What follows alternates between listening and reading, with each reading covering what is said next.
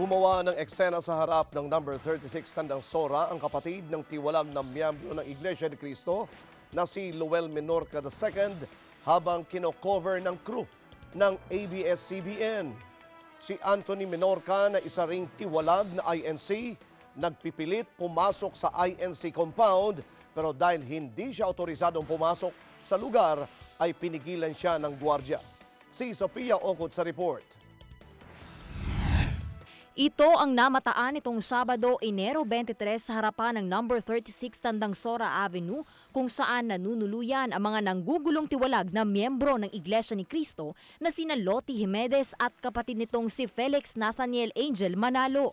Ang tiwalag na miyembro ng Iglesia ni Cristo na si Anthony Menorca ay kapatid ng tiwalag ding si Lowell Menorca II ay nagtungo sa harapan ng INC compound kasama ang isang news crew ng ABS-CBN.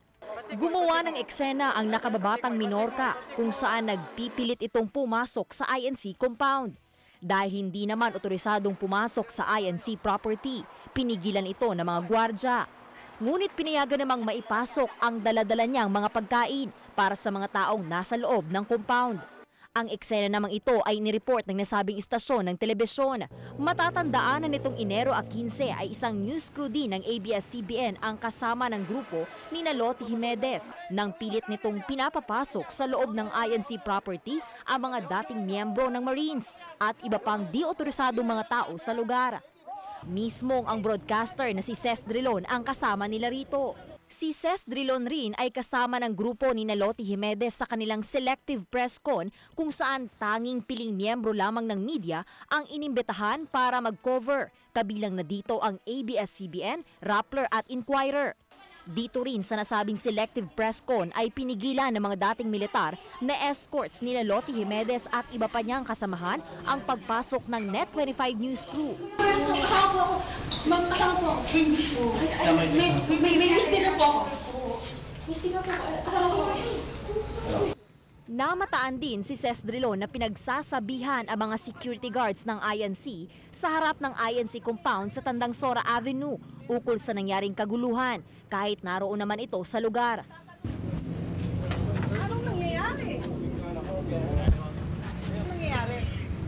Kamakailan din ay may lumabas na mga dokumento na nagdedetalye sa mga mangyayaring eksena sa presko ni Lottie Jimenez, maging ang pagrereklamo niya sa barangay hall at ang pagpasok muli sa INC property kung saan nakasaad roon bilang coordinator ng lahat ng ito ay si Lowell Menorca II. Dito rin sa mga dokumentong ito na inilabas ng media, makikita ang pagkakasangkot ng mga dating miyembro ng militar, partikular ang mga dating Marines sa kaguluhan sa number 36 Tandang Sora.